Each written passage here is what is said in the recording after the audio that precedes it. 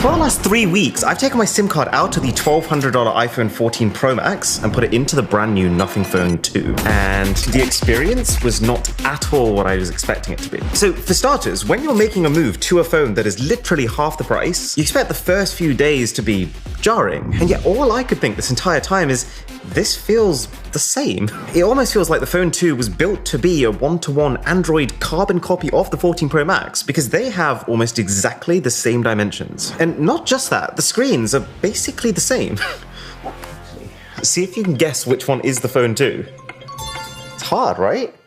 And it's not just the dimensions, even the screens are the same size, including the bezels. Nothing is one of the very few Android companies going to the extent of making sure that the borders all the way around the screen are completely even, which might seem like a small thing, but that symmetry matters to me. In the same way that whenever I clean a room, for example, I'm constantly aligning all the boxes and the papers and the junk just so it's uniform. This is my version of something being organized. And it's a really good screen too. I mean, the colors are basically one-to-one with the iPhone, which is to say, vivid, but not so much that it looks like a toy. It's a 120Hz display, which, just like the iPhone, can dial itself all the way down to 1 Hz to enable an always-on screen with minimal battery drain. And it's bright. Even in direct sunlight, one of the ways to usually discern cheaper phones is that the screen becomes quite washed out, but not here. The brightness is not quite at the iPhone's level, but very close. And if anything, the fact that the camera cutout is smaller makes this phone screen actually feel more liberated. Now, the resolution of the iPhone screen is higher, as is the resolution of just about every top-end Android phone. But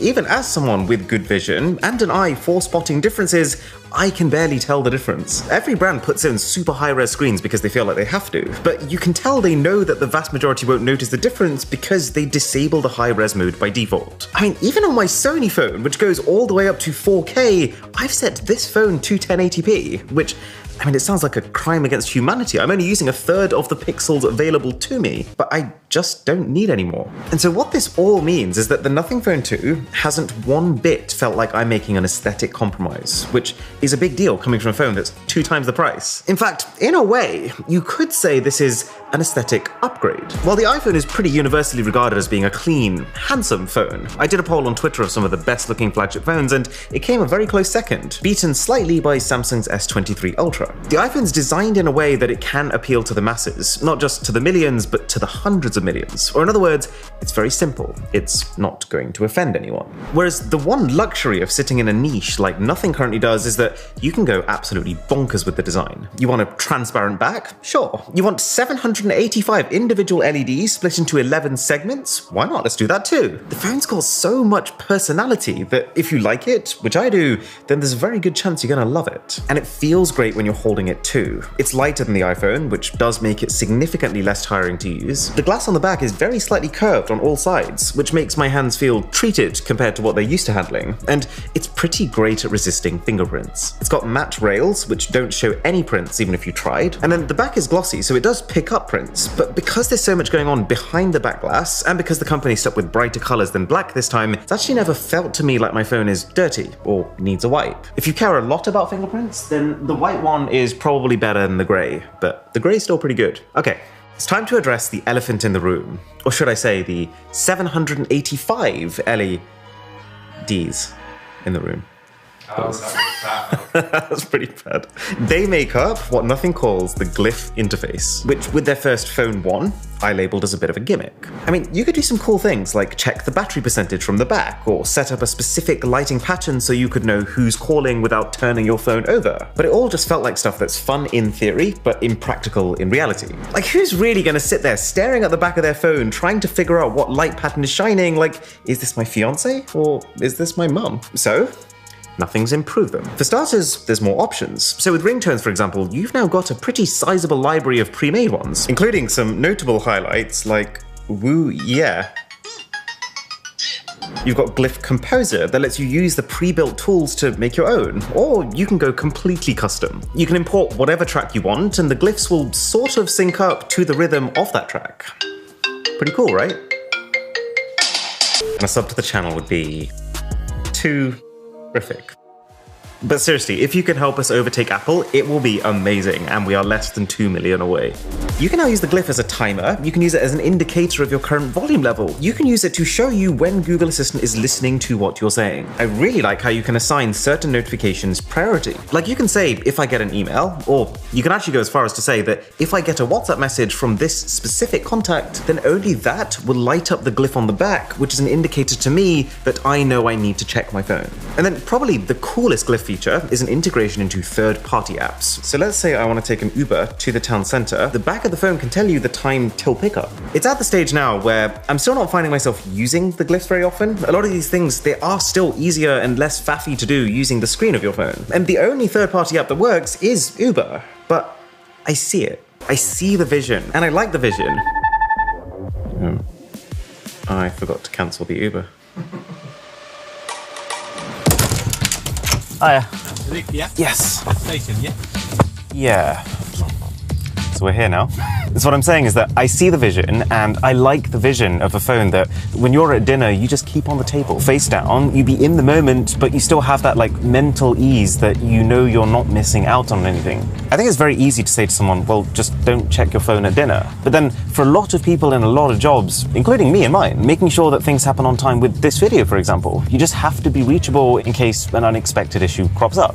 And so the fact that this thing can genuinely allow me to be on my phone less, while avoiding that creeping feeling that something might have gone wrong or I should probably just check, is a really positive thing. And while it does need wider app integration for me to genuinely say it will change the way I use my phone, I do have faith in the company's willingness to support it. I mean, a lot of the things that they've developed specifically for Phone 2 are already being brought to Phone 1. Sorry, do you mind if we turn around and go back?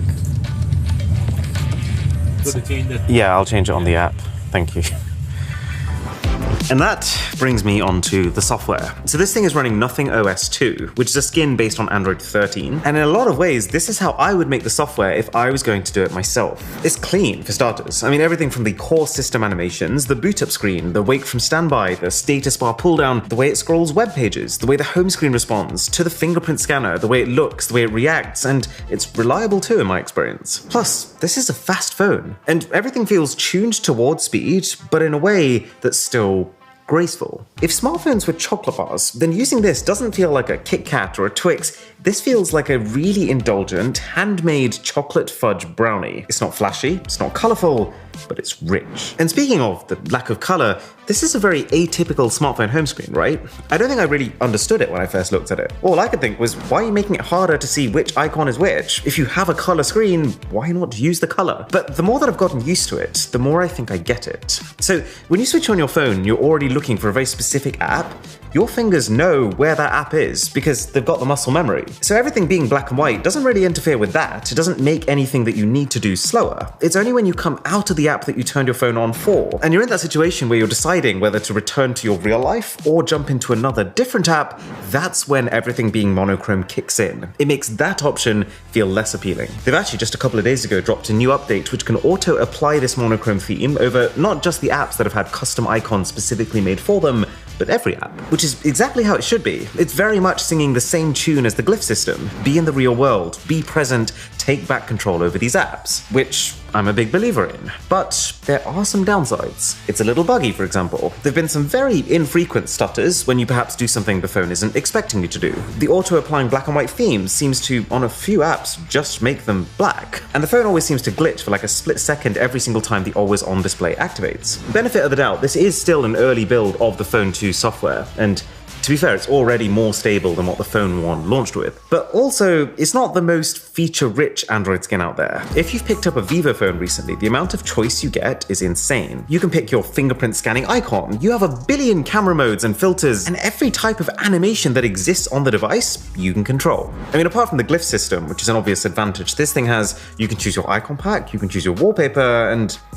that's all, folks. But I do want to stress that the broad strokes of what is going on with Nothing OS are peak Android. I was quite surprised to find that even the battery and the audio are not compromised either. The Phone 2 has a 4,700 mAh cell, which is solid, but it performs better than solid. Maybe because nothing's using an older chip on this phone, so they've had more time to optimize it. Maybe because nothing's only been working on one phone this whole time. Meanwhile, most of their competitors have had to split their time and resources across 50. Maybe because the phone automatically dark modes every single app. Whatever the reason, I'm keeping my Wi-Fi on, my data on, my Bluetooth on, my speakers at like 80% volume. I'm living the life. And for me, as a heavy user, I'm just about getting to the 7 hours of screen on time mark every single day. 7 hours of screen on time, I would say, is more than 98% of the population probably needs. And then the speakers. Thank you very much. You've had a glow up. This is the iPhone 14 Pro Max. It's very balanced sound, and it's still one of the best sounding phones on the market. And this is the Phone 2. You'll find that the Phone 2 is a tiny bit bassier. I'd say it has a tiny bit less clarity, but then is also louder, which is not a bad outcome at all. And I guess the key takeaway here is that it's not felt one bit jarring for me, moving to this as my main YouTube and media consumption device. And when I watch our videos on this, I'm constantly finding myself bopping along to the music because it sounds the way that we intended it to. So what on earth is going on here? How is it that this phone has an extremely similar looking display and yet lasts most of the time longer? That it's got an entire extra layer packed with hundreds of LEDs while being lighter? And that it's got more design flair but sits at half the price? Well, part of the equation is that nothing is definitely absorbing more of the costs than Apple are, and they're taking less profit per phone. Or in other words, the price that they're charging for this is just reasonable. I mean, it's $599, so it's definitely a tier more expensive than a whole swathe of good Androids you can get for closer to $400, but it feels close enough to a flagship when you're using it that you don't feel like you just got screwed by overpaying for a mid-ranger. That said, it's not quite a flagship, and there's 3 places where I'm particularly noticing it. First is the haptics. See, I like to set my keyboard to have vibrations on when I hit each key. I just think it makes it feel a little bit more like you're actually typing. But anything more than really subtle vibrations starts to feel tiring. The Phone 2, while it doesn't have the worst vibration experience, it's not one of those horrible sounding phones where it feels like there's something loose inside. It's also not high-end enough to be able to set the vibration to as subtle of a setting as I would like it to be. Second is the cameras, and this is probably the most visually obvious way that the company has saved. I mean, you only need to look at the back of this phone to see how this phone's priorities are very different to, say, this phone's priorities. I mean, probably the fairest comparison would be this versus a Google Pixel 7. Both are $599, both have one main camera, one ultra-wide, and one front camera. I mean, the detail's on par, but the dynamic range not so much, especially in those really tricky scenarios where you've got a dark patch in the same frame as literally the sun. It struggles to keep up. You also notice that it doesn't have the investment in those really advanced features like Google does. Things like automatically unblurring faces and real tone, which is really good at making sure that people's skin tones look the way that they're meant to. So while it's not at all hard to get pretty shots out of this set of cameras, you will also likely find that your facial colors can vary between consecutive shots from the same scene. Yes, this is a real selection of photos. Yes, I stopped because I thought the deer was going to kill me. And likewise, even though neither phone has a zoom camera, Google's intelligence means that zooming in via digital zoom is still pretty crisp all the way to 5 or 6 times. Nothing not so much. The night mode is good though. I'm really liking how the phone is so aggressive with making sure that all the really bright spots are kept under control. And the video quality is not offensive. It's not going to look like there's a problem, but it also doesn't shine as bright as other phones. Oh yeah, and it gets worse if you go to the front camera. I mean, for starters, if I put myself up against a brightly lit backdrop like the sky over here, this phone has no idea what to do. It doesn't know how to expose that and my face correctly at the same time. Plus, the Phone 2's front camera is limited to 1080p video recording, which, you know, $600 phone, 2023, is not the best. It means that even when everything is going in this phone's favor, it's still kind of the ceiling is capped. And then the third key compromise with the Phone 2 is the chip. So this is running the Snapdragon 8 Plus Gen 1, which is basically the best of the best for last year. Now, I actually think this is a smart move because there's not many applications that are really going to benefit from having the absolute latest. They've managed to save a large amount of cost, some of which is clearly being passed on to the buyer, and it's given them lots of time to optimize for it. So let me be very clear, nothing feels slow or last gen on the Phone 2. It's perfectly nippy for all those quick in and out internet searches, and funnily enough, I've actually been struggling to get past a certain level on a game I'm playing on my iPhone because there's too much going on and the phone keeps crashing. This phone didn't struggle and actually allowed allowed me to complete the level. But not having the very latest is still a caveat. It means this is not as powerful as the very, very top-end phones. It means it won't have the very latest 5G modem. It doesn't support the absolute newest Wi-Fi and Bluetooth standards, so something to bear in mind. So, overall, has nothing improved? Or has nothing improved? Well, I think that the Nothing Phone 2 is a way more confident phone than the Phone 1. It knows what it's trying to be. It's a thoughtful device that feels like it's designed by real people. And I'm genuinely excited to see that in ways it's starting to hit those lofty objectives it set for itself. It's an easy recommend.